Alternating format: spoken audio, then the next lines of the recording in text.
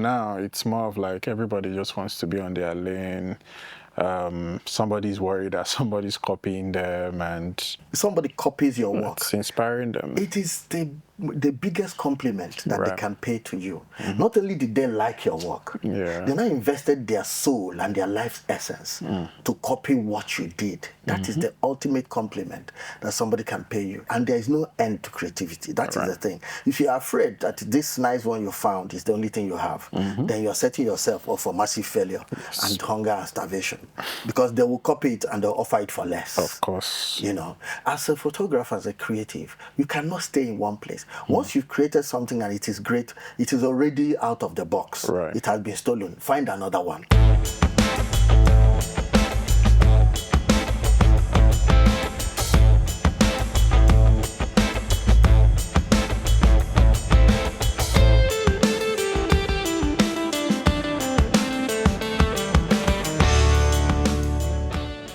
Before you got noticed, before people started to acknowledge the excellence of your work, what kept you going in those early days? In the early days, I would say the cliche thing, which is passion, and wanting people to actually see what I could do. At the time of starting photography, I had already gone to school to learn design. So in a way, I had a bit of background of, you know, how to put out some artwork, graphics, and things like that. I also had, like, my mom pass down a film camera to me. You know, I was sort of like the kid who was absent in the family photos. Which year was this? This is like as far back as 2005. 2005? Yes, 2005, 2006. And then from there, things started picking up. And I thought, you know what, I could totally do this. So after school, I just decided to, like, you know, dabble into film. And then from film, I'm like, okay, you know what, I want to be a full-time photographer. Beautiful. And from there, you know, it's kind of like gotten me to this point. The rest is history. Over to you. You trained as a lawyer. Yes. And now you're a, you know, world-renowned photographer. What, you know, helped you with a decision to switch? People always ask that question. In my early days as a painter, you know, the first exhibition, and I had, you know, a press preview of my paintings, and the headlines were "Lawyer turned artist." Like the newspaper days. Yes, you understand. And I was telling them, no, it's artist turned lawyer, then turned artist. I've always had a passion for the creative visual arts, you know, right from childhood. You know, the usual best artist of the class, couldn't stop drawing Marvel characters, you know, obsessed. You know, so it was what brought me joy as a child. Why study law? Well, I come from a family of lawyers. In those days, it wasn't left for you to choose your course. My father said, oh, please, how about you decide you're studying law or you're studying medicine? Choose one. Yeah, you already just know. So in my house, I have 4 lawyers, 2 doctors, you understand? You know, and it was like that. I said, okay, no problem, I'll go study law. By the time I got into university, I realized there was a real world of artists, because Enugu was a lot more sophisticated than where I grew up in Umuahia then. Okay. And it was in my year 3 I decided I was going to be an artist. I said, I'm going to finish law, and immediately after law school, I started settling as an artist. Strange decision, but all through my years in university, I had practiced my art full-time while studying law, part-time, just to make sure I don't fail my exams and spend an extra year. So it's always been an artist, but studying law is one of those things that I never regretted. You know, law gives you the rules of engagement in society, and even in the arts, you then start to understand the importance of copyrights and intellectual property. And that was even what got me to start taking photography more seriously, because I started as a painter, you know, and started exhibiting my works as a painter. Spent 7 years doing this. Made quite a bit of a mark in the industry, a little dent. People started to know who I was. You know, had my first solo exhibition in the Russian Cultural Center, 1997. That was my first solo exhibition. That's a long time ago. Yeah, but my first real exhibition was in my own sitting room in 1995. That should be like 31 years. Thereabout. Photography now came later. I was looking at the whole concept of an artist who makes this masterpiece and then sells it to a collector. Now, under the law, the copyright resides in the artist, even though the physical work has been acquired by default by a collector. But then copyright is the right to take advantage of the copy of your work. So if you're an artist, you make your work and you sell it, and you don't have a high quality copy of it, you cannot exploit your copyright. Again, yes, because you sold your... So I then started investigating on how to get the best possible quality that technology could provide at the time scanning of my artwork. So I started taking photographs of my artworks. That was where I started sort of studying how the camera works more seriously, I which also is used interesting. to do comics as well. Aha. So I'd say growing up, I didn't have access to like toys. Yes. I was this curious kid who would take toys apart. I wanted to see how it works. Exactly. Right. So I think my mom was more of like, okay, you know what, you guys don't deserve toys. Just go to school and stuff. Exactly. So in a way, for me, You that started sort making of... your own stuff. Thank you. So it brought out like imaginations. And that is one thing I feel so sad about the present generation of children.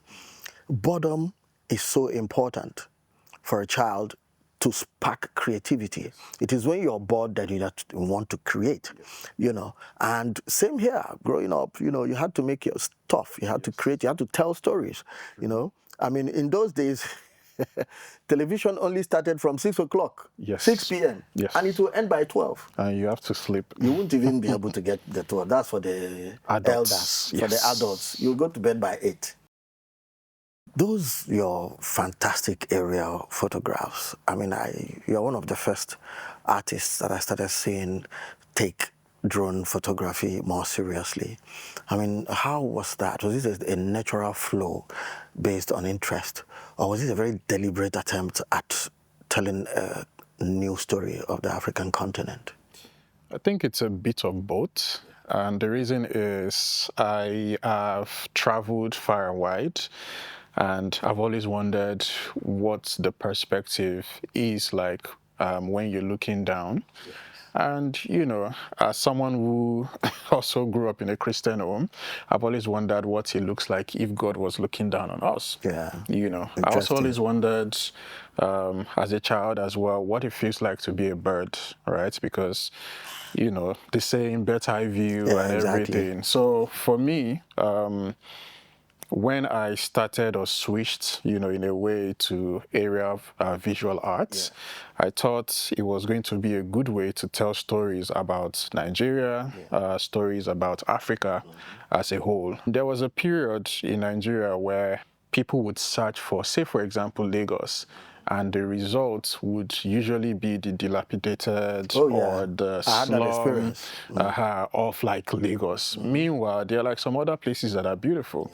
And for me, as someone who has a bit of experience also with photojournalism, I'm of the opinion that the story has to be balanced, right? Yes, we know this is there. We are the ones living here, so we know it's there. But there are also other parts that people would love to see. Those other parts also tell different stories, you know, so that way you're able to balance the stories as a whole. So for me, as an aerial visual artist, I thought, you know what, my drone is the right tool to bring these stories to life. And also coupled with the fact that I'm also a photographer, I was able to see things. Sometimes I feel like aerial photography just reminds you of your place in the grand scheme of things, you know, because it's like you're in your own world, and then you can actually remove yourself from the equation and then see the bigger picture of things. The bigger picture of things, exactly. So, and that way you start to understand, okay, is this how gentrification works? Or this place is lacking greenery, this place is, you know, this place should be better, and all of those things. You also tend to, I mean, if you want to look at it from an environmental point of view, you can now see areas that are too concentrated with either population, human activities, or places that are, you know, maybe could be better. So, it tells the story of a city in a very different way. Looking at things from the ground, has a completely different perspective, you know, from looking at it from the top. So you're saying, well, it started as a curiosity, but then it became more deliberate Pretty much. as you moved ahead. I can't forget your aerial view of NSAS. Yes. I remember that very well, and it told the story in a very different way, more emphatic, you know, to show this thousands of people within that space from that perspective. Yes. That was powerful, you know. I agree. So if your work could say something about Nigeria, what would that be? It would be that Nigeria is beautiful. Nigeria is evolving, and things can actually get better, but it would only get better when more attention is paid to Nigeria, especially when you look at it from a different perspective, like I mentioned earlier. You know, you're able to see the divide between the, 1% and then everybody And the else, rest of the pretty people. much. And that way you're able to see, okay, you know what, this is what is lacking in this area. This is what, needs to be done in this area. I mean, if you look at, I'll give an example. There's a hotel, Yes. for example, and there is this Koramo side of it. I remember then. There was also this documentary that Something had like that. Focus Lender. Focus Lender, and then the lady. We watched it very well. Yeah, exactly. So you could see that even though they were on the island, right? They still had like a whole slum thing going on. Oh, yeah. Meanwhile, the opulents were like living in VI. There was, Bar Beach, there was Kuramo Beach, and all of those things were going on. This was way before Eco Atlantic and all of that. And even before the coastal road, they still had like a bit of people camping out there. Oh, yeah. Who they had to like evacuate. Yeah. So in a way, I would say aerial photography helps me, tell their story as well. Yeah. And you're able to kind of like see the trajectory. I mean, now the slum area has been replaced by the coastal roads, right? Yes. Which in a way is showing you that Nigeria or Lagos is developing gradually. Exactly. So let me ask you this. After all these years, what part of photography do you still find challenging? That's an interesting question. Photography for me is a means of expression. I mean, we have the technicalities of photography. It's great. I mean, we've been able to understand that quite a bit over the years. But you see, it's just a means of expression. The major challenge is, what am I going to express? To make a choice on what to talk about. And that goes beyond photography. It's a constant state of evolution of the mind. So for me, the challenge that keeps becoming a challenge is making a decision on what to say. Grounding oneself in his inner self and the true understanding of who I am and what my message is to this world. And refining and defining that message becomes always a challenge. You have to just ground yourself in the truth. In my early days, I was just in search of beauty, you see. I was in search of the ultimate photograph, the most fantastic image. And this was before the days of impressions on social media. Exactly. Definitely. So it was this challenge for me. Then it morphed into, oh, wait a minute. I want to tell the story of the continent. How can I liberate my people from mental slavery and make them understand how awesome they are? What stories can we tell to unite the continent and make the world see, that is not just Boko Haram and, poverty and corruption, that are kings and queens, and that this place is a land of milk and honey. And so you're in a constant state, of trying to decide what is it you want to say. At some point, I started trying to show evidence of commerce. So I started to shoot the most powerful entrepreneurs. And then I said, look, I want to show the most beautiful women on this earth. And then I start to shoot models. Yeah. And then I said, oh, we have incredible talent. Yeah. Then I start to shoot the actors, Motala and the rest of them. I think I'd even say some of your works, landscape, kind of like, inspired a bit of mine as well, because I had seen your work It's amazing Nigeria. Yeah, you had gone to some of these caves in Ogbunike, Yes, and exactly. I really love the colors, the waves. I'm like, this is like our own Grand Canyon. Exactly. You know, So why are we not going? That's just it. At a point, I said, you know what? Let's even leave human beings. Let's shoot the geology of it all.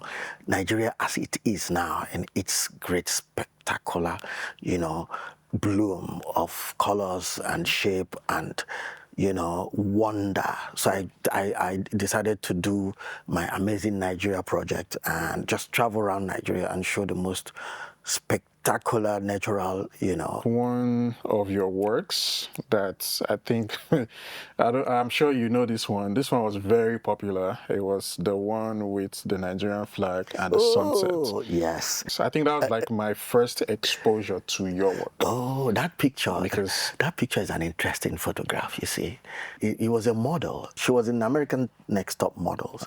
She came to Nigeria, photographed her for True Love magazine. And then she came to my studio. I said, oh, let's do a collabo. So I made this picture of her with the sunset in the background and on a flowing outfit. Wind, Yes, in wind. And that picture is historic because it's the first picture I posted on Facebook. And it went viral in those days. It moved from Facebook to BB. Yes. For those of you who don't know, that was BlackBerry. Was it October 1st? It went viral. The whole Nigeria was using it. And when I posted it, I wrote, there's a wind of change coming to Nigeria. Where do you belong? And I put that picture and I forgot about it. And it became a symbol of triumph, a symbol of hope for a lot of people. It was this image of a beautiful girl on top of a mountain, sunrise, orange against the green and white and green of the flag. And it was quite powerful visually. One of the most difficult things about my photography is deciding on what I want to say and grounding myself in the truth of that expression. Thank you. It's like a history lesson and motivation at the same time. Yeah. We photographers and videographers and writers and filmmakers become the priests at the altar of the storytelling. True. And it's those stories that then galvanize people to move. It's very interesting that there seems to be that disconnect. Why? Because Africa has been so demarketed over the centuries, and it was demarketed for the purpose of pillage, so that it can be robbed, but that demarketing has also affected our brothers in diaspora. That is why I say, even for us as storytellers, it's an uphill task. But I believe it's happening. The stories are changing. The whole apparatus of storytelling is being democratized. The internet, which the West created, has also provided an environment to dispel all those age-old biases, and it's helping people open their minds to possibilities. Just look at Lagos through social media. Within a few 2 or 3 years, the whole idea of Dirty December is completely changing things, and you don't want to talk about our musicians, and the way they are completely redesigning the concept of what it means to be African. The time is actually ours now. I mean, there was a time when every year there would be like a forecast. There would be illustrators who would draw and imagine what the 21st century would be. Exactly. And those people provided the vision. Yes. So it's the artist's realm to imagine what could be. You understand? And now people are beginning to see little examples of Wakanda coming up. True. Software designers, when you start looking at vibranium, we are looking at, some of the rare earth minerals that we already have here. We have in Niger State, Zamfara, Taraba, different places. Did you start as a jack of all trades before you settled into an area specialty? I mean, the usual wedding photographer, event photographer, before you now decided to cover a niche for yourself? The answer would be yes.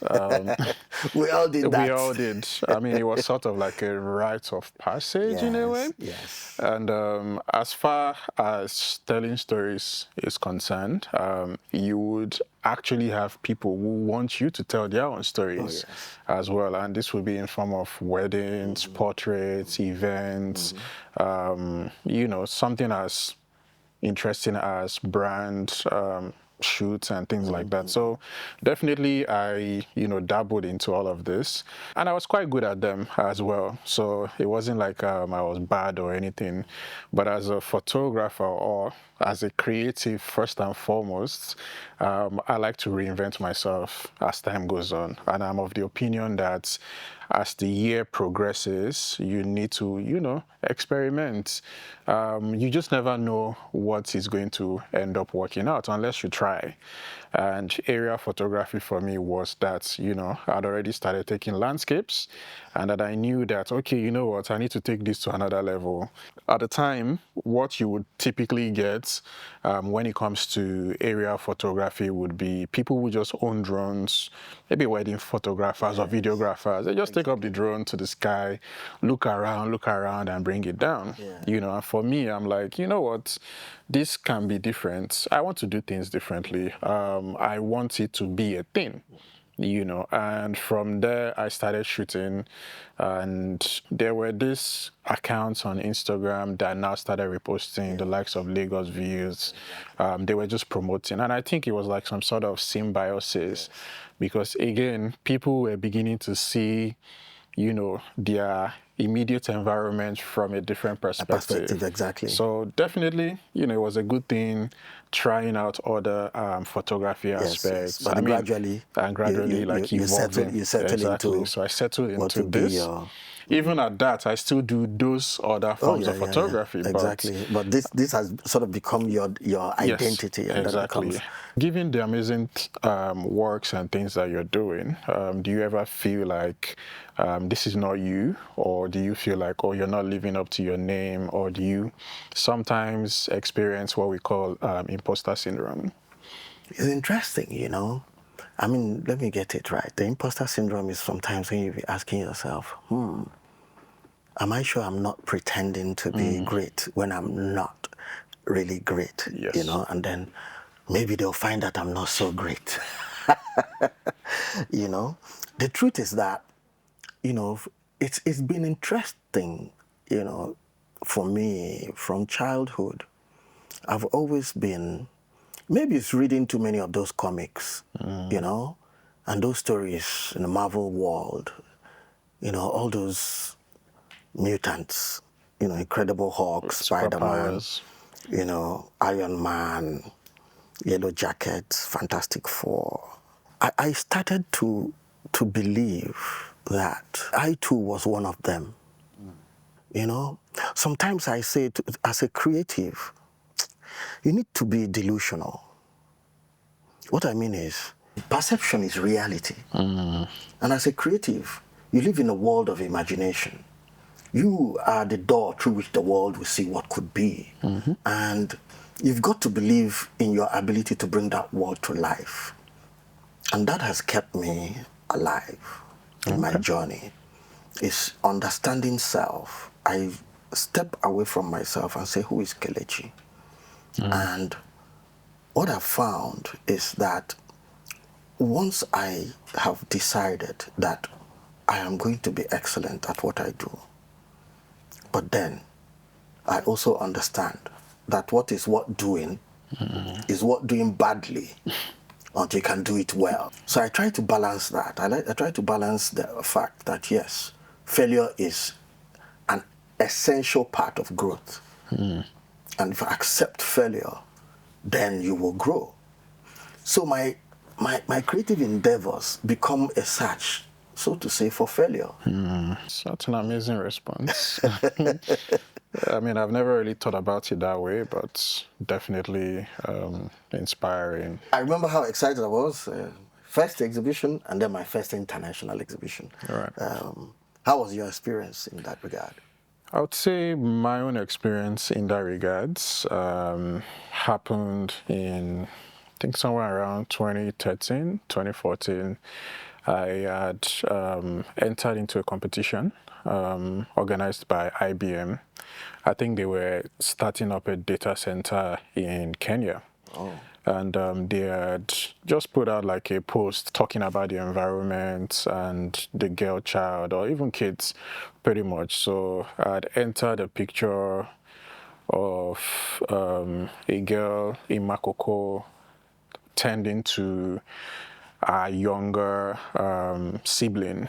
You know, instead of her being in school, she's basically out there just being a nanny. You know, so I entered the picture into this competition, and then a host of other competition pictures as well of Lagos and Nigeria. So basically, the pictures were meant to depict the current state of Africa, and then what the future was going to be. You know, so because of that, I had to take documentary style pictures, and then something that looked a bit futuristic. So this was like landscape of the, you know, CBD, Marina, and then VI. And I mean, I just entered it. I'm like, you know, how bad can it be? You Anything can happen. And then I got a mail that I had won, you know, out of like about 2,000 to 25,000 people across Africa that had, you know, entered into the competition. So it was quite an interesting one for me. And IBM reached out, did like an all expenses paid trip to Kenya. Now, unknown to me, they had already set up like an office, like a mini gallery in their office. And so as we were like, you know, going through the hallway, they're like, oh yeah, you know what, we have like a mini exhibition and these are the works of the winner. So I had one, and then they were like, you know, runner-ups, and then some other people who had also had like honorable mention. So for me, it was like a very interesting situation, because then I was this kid from Nigeria who now has like his work somewhere in Kenya hanging on the wall. And that's very empowering. You get, so for me, it's always been exciting, regardless whether the exhibition is in Nigeria or even outside the country. So yeah. Talking about exhibition, the ones you've had abroad, the ones that put Nigeria on the global map, how were you able to prepare for them at the time? It's interesting, my story about exhibitions and exhibiting outside the country. It's actually those exhibitions that sort of drew me into photography. You see, my world, my journey into photography came gradually. First, me taking pictures of my artworks so I can exercise my copyright as a lawyer, an artist. And then me taking pictures of my subjects in order to then paint them, use them as a reference for my painting. And the more I was doing this, the more I started to look deeply into the whole concept of exposure, but looking at it with the eye of an artist. My reference pictures themselves became artworks. Then I used to make paintings of the human form. So I had these nude photographs I used to make it, and I used to play with the shadows a lot. For me, the shadow was as important as the place where the light was touching. So that brought me closer to a lot of photographers. But at that time, I was a painter. So I used to hang out with Uche James Hiroha, you know, I remember in Sulere. He had the Dolphin Studios then.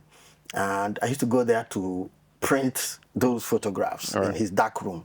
You know, we're just mixing chemicals and printing. Waiting for the outcome. The magic in the dark. It was exciting. You know, I fell in love with the process and everything. So I had a collection. And there was this guy that came from Germany. His name is Bode Akimbi, and he was coming to curate an exhibition of Nigerian photography. 11 Nigerians he needed to take to an international exhibition in Bamako, Mali. Okay, and somebody told him about my collection. Mind you, I wasn't regarding myself as a photographer by then. And he came to my house and told me about the exhibition, and I showed him my collection. And he said, brilliant.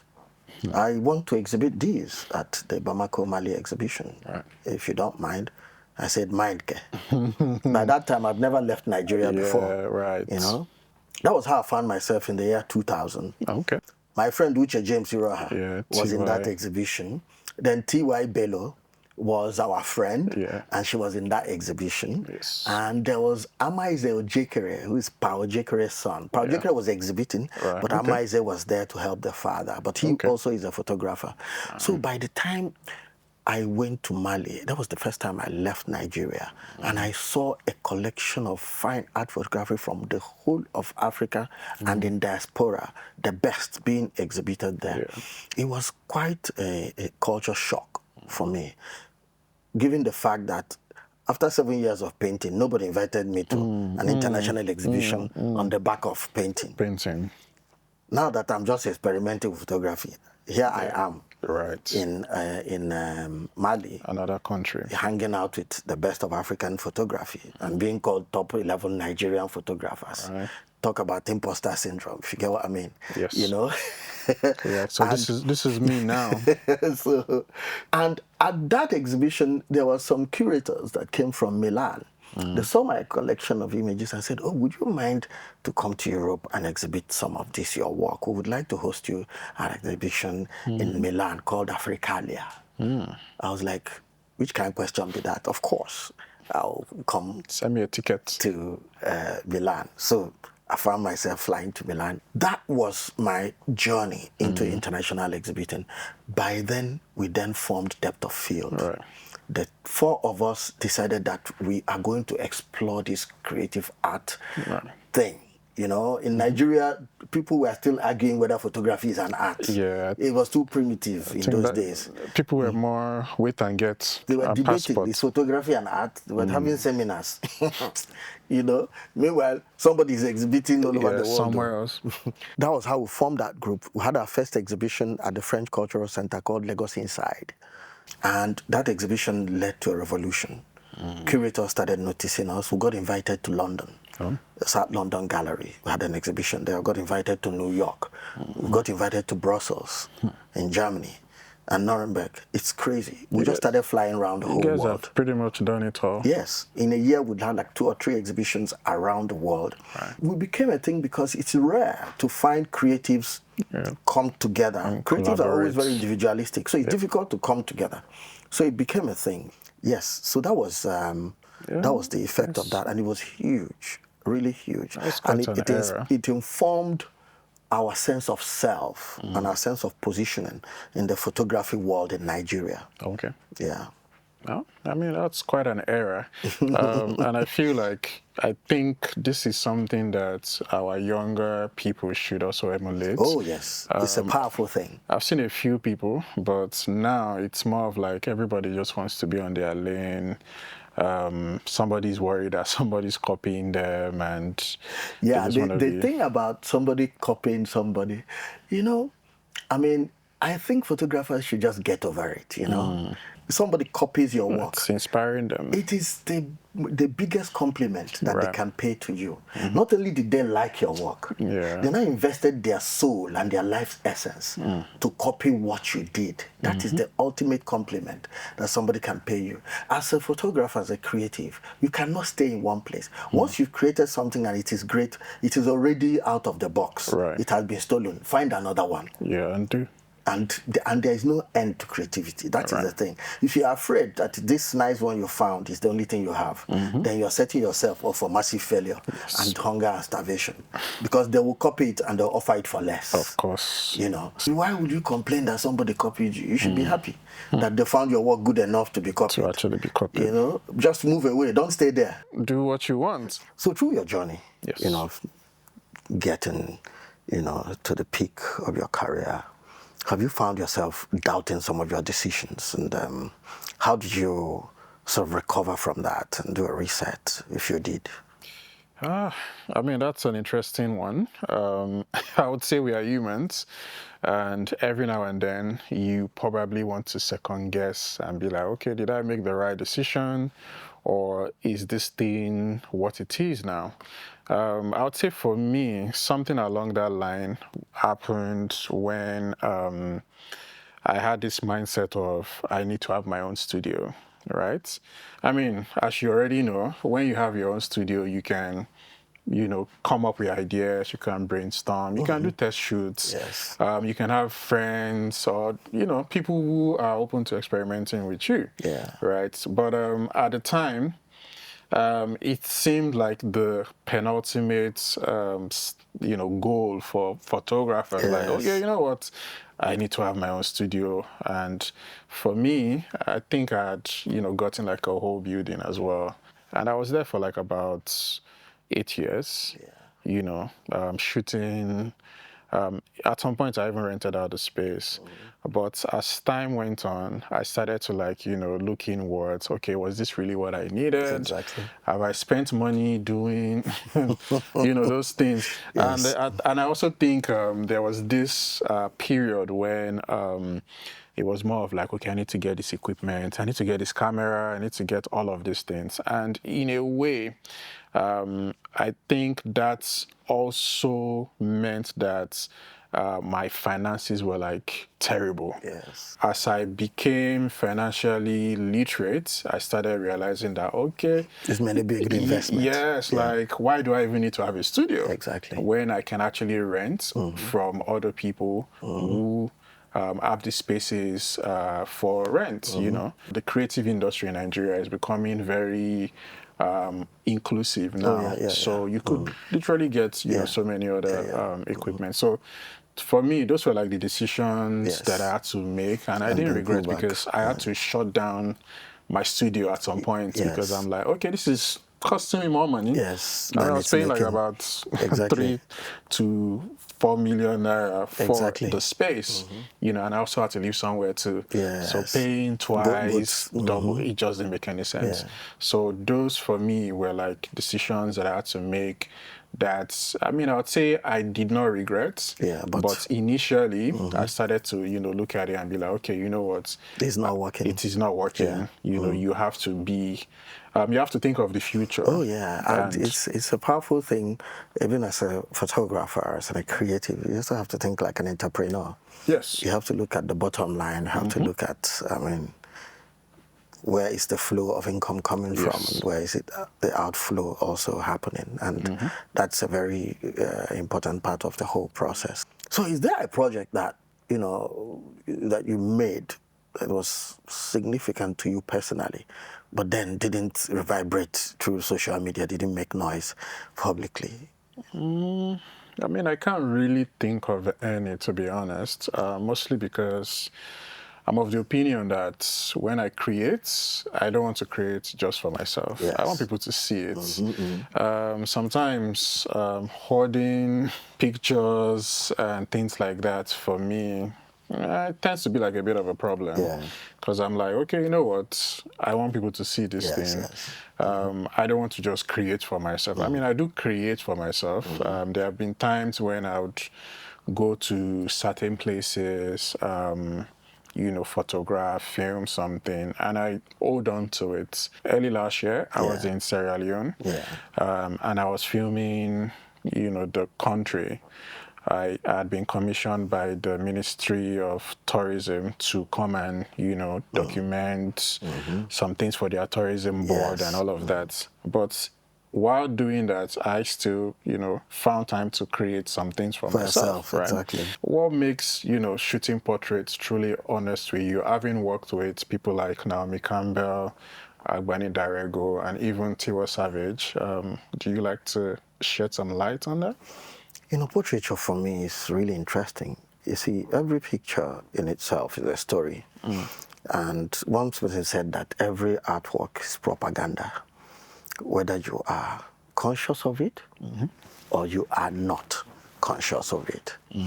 But if you're conscious of it, then you are making a conscious effort. If you're not conscious of it, you are still propagating something. True. Maybe something that has gotten into your head subliminally and all that. My portrait sessions with people like that, famous people, that was in my era where I was really eager to tell a different story of Africa. And I tell you, I started questioning what was reality. You see, a lot of those portraits are not truth. They are fantasies. Sure. They are there are dreams Okay. that we conjure. For instance, if you see a portrait of Beyonce on the cover of Vogue, chances are that the hairstylist that made that hair for her for that particular thing was selected by the creative director of that shoot, or the fashion stylist, or the editor Yeah. of the magazine, who decided that, look, we want Beyonce's hair to be like that, in Yes. collaboration with her PR group. Yes. Chances are that the eyelashes that she has there is not even hers. It belongs to a makeup artist who was employed. The outfit she's wearing is not hers. The private jet that seems to be in the background, she does not own it. Yeah. And if there is a Lamborghini, a Pagani, or a Rolls Royce in the background, it doesn't belong to her. So to say, what you're looking at is not the truth. It's a fantasy. It's a dream of a goddess that was created for the world to worship. Right. And it's a story of American exceptionalism that has been presented at the top of the epic of what is considered top of the world's sophisticated culture. And those pictures then paved the way to the way the world sees United States of America, or the West, so to say. It's a representation. Now, it is not a documentary photograph, it's a fantasy. Right. You know? And in my early days as a photographer, I used to do also a lot of documentary photography and what you call reality. And I say, you know, when I look at my life, I'm asking myself, why am I taking pictures of naked children running on logs of wood in the slum of Makoko? I used it to win a photography competition, which was my first photography competition initiated by World Bank. Guess what the topic was? Poverty. Who could express poverty in the most beautiful way? You know, and it sort of colored my impression of what real documentary photography is and what is recognized by the West. So I decided that, look, I will show the queens of Africa. I'll create goddesses so that people will come and worship. So I say, oh, Omotala, let us create Omo Sexy. Yeah. You know, this is our own, you know, Angelina Jolie. And it provided something. In fact, it led to a proliferation of people wanting to live that fantasy life, and create that fantasy. All of a sudden, it now moved from the covers of magazines into people's 20th, 30th, and 40th birthdays. Right. So people say, oh, I want you to shoot my 30th birthday. I want to look like Beyonce coming out of a private jet. Do you understand? Yeah. And then what has happened? Thousands of photographers have copied that model. It became the norm. And the image of the Nigerian woman, the fantasy and the belief of who she is, strong, powerful, beautiful, a queen, has become the norm in the whole of Africa. So you can see how it reverberates through the stratosphere. It has drowned out the poor woman that is pregnant, carrying a child on her head, and another one in her back with flies, begging for money. People are coming from Europe to come and invest and you know, exploit some of these things. I mean, the ones that are investing and making money, but there are also the ones who are now saying we are philanthropists, and they're showing all the wrong things in order to promote their philanthropy. Yeah. You know, a lot of NGOs are guilty of that. You may be helping people, but on a larger format. I think even you are demarketing an entire continent. Even artist residencies too are guilty of this as well, because they'll come, they want you to show a certain type of work. Oh, yeah, Meanwhile, in fact, in my years of exhibiting around the world, there are curators coming in and asking, oh, you know, we would like to see some of your work. Can I have a look at some of your work? You will bring your work out. You're like, no. They will ignore all the beautiful pictures of Omotola, all the lovely album covers you've shot, all the beautiful editorial fantasy pictures, and then they will see the random picture you took of some child sitting in a gutter. Is that one? They say, oh, this looks brilliant. Do you have a little more work like this? You know? And then you bring out more poverty. They say, yes, I would like to exhibit this, and this. Yeah. So what advice would you give a beginner, somebody who wants to, you know, start a career in photography or to dabble into this, our crazy world? I'd say my advice to them would be to give themselves the grace to experiment. Take your time. At least be passionate about what it is you want to do. Don't let it be about money, because this line of work is capital consuming. So you would end up spending money to get into it. I mean, right now the barrier to entry can be low because we have a lot of mobile phone Oh, yes. photographers and everything. People are content creators Oh, now. yeah. But as time goes on, you need to understand that you enjoy what it is you're doing, because there will be times when money is not going to come in and you start to ask the question, am I doing the right thing? You know, is this what I really want to do? Exactly. You know, those times, the fact that you enjoy doing it might be what would carry you through, you know, Exactly. as a beginner. So definitely, also you can get yourself mentors, talk to people that have been through it as well. I find it interesting when I see people making certain mistakes that other people already made in the past, and they could easily just reach out and say, hey, how Help did us. you help me? Exactly. How did you go about Yes. making this Yeah. or navigating this issue, you know, that I'm experiencing right Yeah. now? So for me, I would say yes, reach out to people, experiment, take your time. Don't rush. Just try to make sure that you enjoy what it is you're doing, but at the same time, you know, create amazing things that people value. Value is very important, Yes. you know, when it comes to Absolutely. photography. Brilliant. Yeah. Powerful.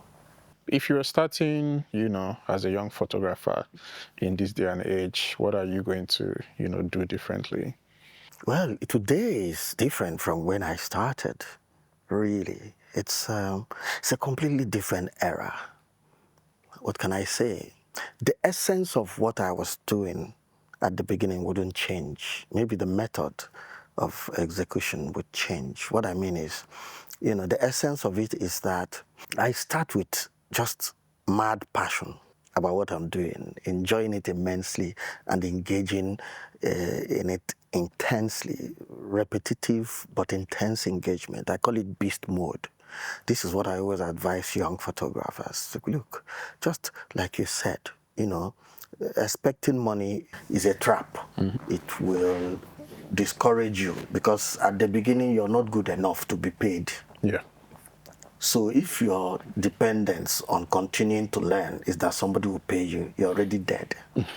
You know, so you have to be extremely passionate about the movement. The most important thing is to have the courage to be yourself. It may sound simple, but it's not that simple. We're always trying to be somebody else.